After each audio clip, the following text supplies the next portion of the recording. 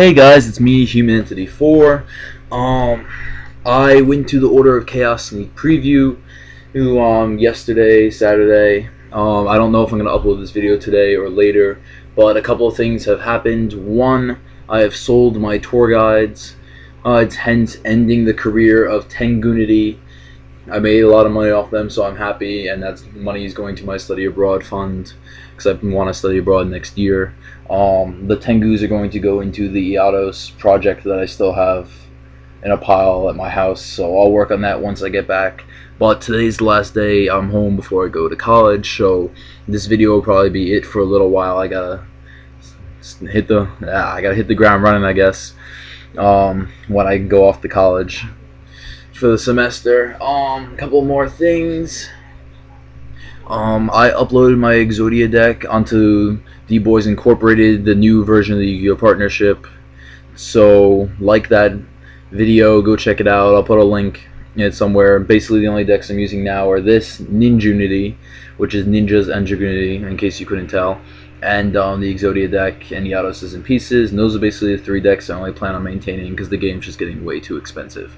Also, a lot of you did not like Gary's vlog rant number 2 about his issues with the Yu-Gi-Oh! Partnership. Mostly I let him do it because I needed a rant for this week, and I was a bit busy with other things, preparing to go back to school tomorrow, like packing and stuff like that, which I probably did about like 10%. I still gotta do the rest of it, and preparing for the Order of Chaos sneak peek. So I've talked to Gary, and he's going to take a temporary hiatus because of the comments on that video. If you want him back, just tell me, and then I could go tell him, and he'll be more than glad to upload stuff. But I think it's the best decision at the moment in time to let him cool off for a bit. Yeah. So this is Ninjunity. Let's get started. This is what I'm running now instead of Tengunity. It's what I plan on running as soon as Order Chaos cards are legal. I got everything I needed for the deck, and it's basically what I plan on running for every format. Basically, Dragunities are my thing. Also, I took Tengunity into the tournament. I got 10th out of 34 people, so I'm very happy with that. The only decks I lost to were Dimensional Logia, which of course Dimension is a pain in the ass for this deck, and TG Hyperion, which I just got a really bad hand game 3, and that just ended it for me. So yeah, I beat a whole bunch of other stuff: Final Countdown, Gravekeeper, Warrior, and a different Rabbit Logia deck. I think this one focused more on Jirax. But I know I've probably been ranting a bit now for a bit of a time. Sorry, this video didn't really start. I guess I'll put a link in the skip straight to the deck profile. Yeah. Again, sorry about the rants. Let's get this thing going. 3. Dragunity Ducks. If you don't know how it works by now, we got some issues. Dragunity Ducks basically revives your phalanx, and that's how you synchro climb to go make your level 8 synchros. Got 2 Legionnaire. Legionnaire can make your level 5 synchros, and he also equips the Acklys for double destruction. 2's fine. I use 2 phalanx. I'll never go back to 3. 2 is very consistent. 3 can be over dead. Maybe if I was using the Card of Constance version. However, I am not. I use very strange, unique, winning versions of Dragunity, and 2 phalanx is fine. Same thing with the 1 Acklys. 1 Acklys is perfectly enough. Now, got the 1 Fabled Cerebral.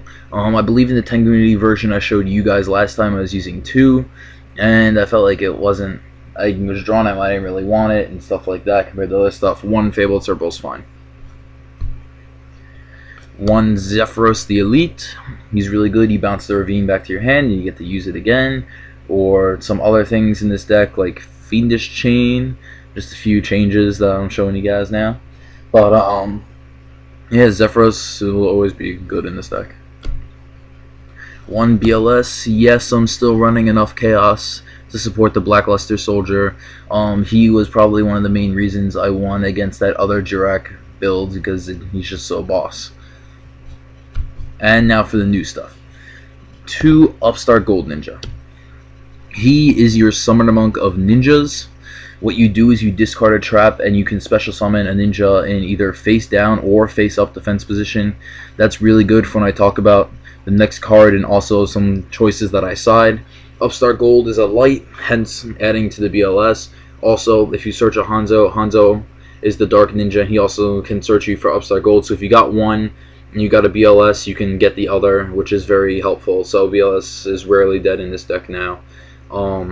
He's Upstart Gold is basically used to make Bladeheart, which is a rank 4 XYZ that can attack twice by detaching material, and he's 2200, so Upstart Gold's definitely got his uses. He's also 1800 defense, which is always nice.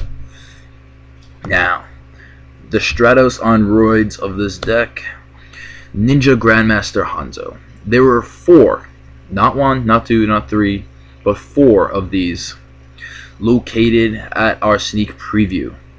I bought one of them for $20, the ultimate off a kid. I bought this one off a kid for like $5 because he had no idea what it did, and I pulled the third one in my pack. There's another kid, but he was also making ninjas and he was like 7, but whatever, so he didn't want to give it up. And yeah, Hanzo, when he's normal summon, searches you for a ninjutsu trap, and when he's special or flip summons, he searches you for another ninja monster. 1800 attack, 1000 defense, definitely the heart of the ninja engine, and just a great card all around, very splashable into a lot of other decks. He's basically replacing my Tengu engine. And super art, for those of you who don't know, you tribute a ninja, and you tribute one of your opponent's monsters. They must go to grave as a cost of activation, which is amazing. And you search, and you can special summon a dragon, sea serpent, or dinosaur. And the target I chose in this deck is 2 Red Eyes Darkness Metal Dragons. Always nice to have the blingin' ones. I know they're coming out in the next starter deck as a common, but I'd rather have the hollow. 2800, it revives the level 8 dragon synchros that you've had in your graveyard. So say they somehow like got rid of your scrap dragon, then I can just bam, bring out Red Eyes Darkness Metal, get rid of one of their scary monsters, and then I bring back the scrap dragon, which is a play I did a lot.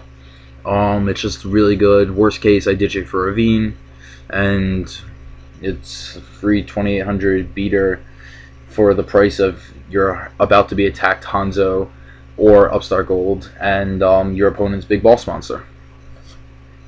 Yeah. Also, super art is a really good way to fight in sectors because when they equip, they gain level. So all you need is one of the level 4 ninjas and level 6 or higher. So they have Hornet, which is I think like level 2 or 3. They equip something, I don't know in sectors that well, and it gains like 3-4 levels. It's like, okay, that's 6. Chain your super art, take all their shit before they can do anything scary, and voila, you got yourself a free beater. Also, if there's anything that's scary, you can always search for a Phalanx or an Achilles with it. Not optimal, but if they have a scary monster on the field that you just want to get rid of, it's still a way to do it. On to spells. Your 3 Dragon Ravine, staple in the deck. Deck barely runs without it. I tried to find a Dragunity Gay Durg for my extra deck. That's the one that basically acts like a Ravine for the times you don't draw a Ravine, but no one had one there. It's not essential, but I might keep my eyes open for that in the upcoming weeks, and that could be substituted probably for the Chimera Tech Fortress Dragon in my extra deck now. But yeah, Ravine's your main heart of the deck. You ditch a card, and you can either send a dragon to the graveyard or a Dragunity to your hand, which is very nice. 2 Terraforming, search out those Ravine. 2 Secret Duality, not Sticker. They're used mostly so you can get the Ravine and the Terraforming when you don't draw them. There is 1, 2, 3, 4, 5, 6, 7 cards of 40 card deck.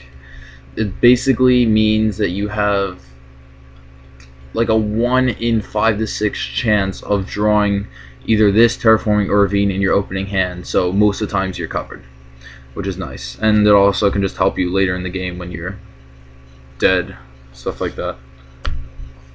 1 Avarice. Now that I'm not running Tengu, I do not use the Quill Pen of Glutos. because it's just not as broken without everything being wind in the deck. So I switched it over to Pot Avarice, which is, as you know, good late game, not so good early game, but you can always ditch it for a Veen. 1 Reinforcement of the Army, which searches for the ninjas that you want. If you want to add that super art that you're afraid of something they're about to summon, or they got something scary out on the field, you go for Hanzo. If you want to get a Blade Heart and start racking up advantage on them quickly in early game, you go for Upstart Gold. And then some staples, you got your Heavy, Reborn, and your Dark Hole, all hollow. This deck is pretty much blinged out. Almost everything in this deck is hollow, minus like Upstart Golds, and I'm just skimming through it now. And Ravines that don't even come hollow, Terraforming. Yeah, and I think Dark Bribes, I think everything else in the deck is hollow. So, traps.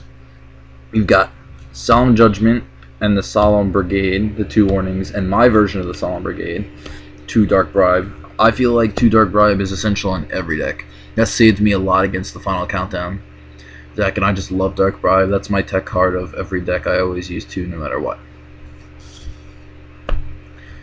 Got the Mirror Force with less space in the deck and more cards that prevent attacks, which are the next 2 cards I'll show you.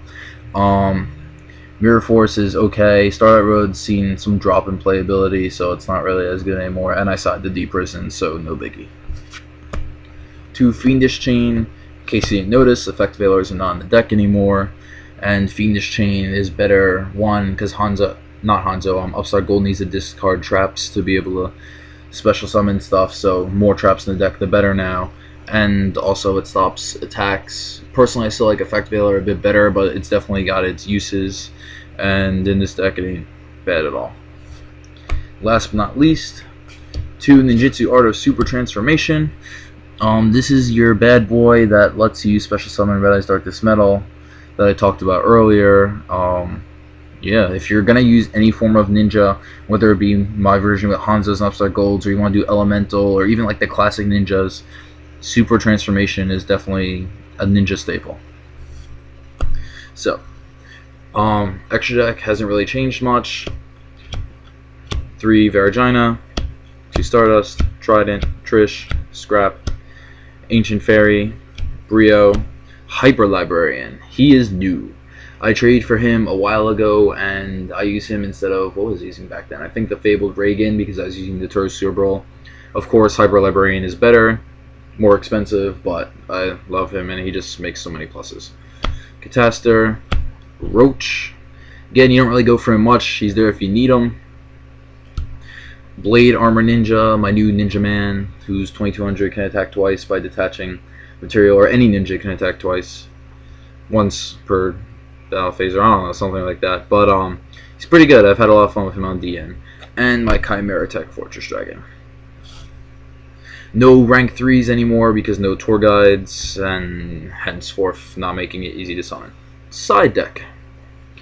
2 Cyber Dragon, in my opinion, staple. Always goes with the Chimera Tech, and if your opponent's playing anything from Karakuri, which are becoming very popular again, or if they're someone who still plays Machina Gadget or something like that, it's always good. I personally like to side them into the Gravekeeper matchup because it runs over their stuff with Necro Valley, and it allows me to make level 7 Synchro Ancient Fairy very easily, and that's a big problem for me when I can't target stuff in the grave.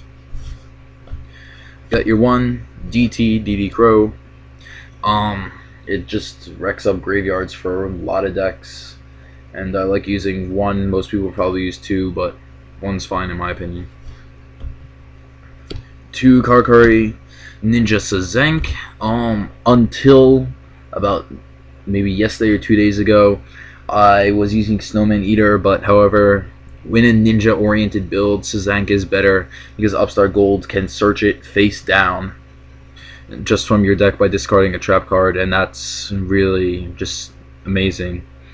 He's got 1200 attack and 1200 defense, so worst case if you have a Snowman and you need to attack something, that sort of sucks. But Sazank can also attack directly a turn he's flipped face up, basically meaning if you're manually flipping him face up, you can pop something and then attack directly. So I'm going to have to test this more in the upcoming days, but as far as I can see from what I've been doing so far, it's going to stay. Spells, 2 Leech into Light, take care of I guess Twilight. I don't really see too many Twilight decks anymore, but definitely TG agents. Even though I didn't draw any of them when I was versing my TG agent deck in the tournament, when I was versing them in the tournaments with Tengunity, so that was a pain. But yeah, it's really good for stuff like that. One Forbidden Lance now in the side. It's too good not to use it somewhere. You lose 800 attack and you're not affected by spell trap cards. Either use it on your opponent when they're attacking you, or use it on yourself when they're about to like Mirror Force or something. Burial from the DD. A lot of Dimension decks out there, stuff that are moving your stuff from play, and Burial gets it back. You really don't like RFG in a Dragunity deck. Traps, Debunk, shuts down Dark World in an instant. Tengu is not scary with Debunks out. Things activate from hand like Battle Fader and Gores, whatever, stuff like that. Effect Veil, DD Crow, those things I don't have to fear when Debunks out. Dimensional Prisons, you should know what they do. One Chain Disappearance. I believe I was running one at the time I showed you guys, but I also ran two immediately after that.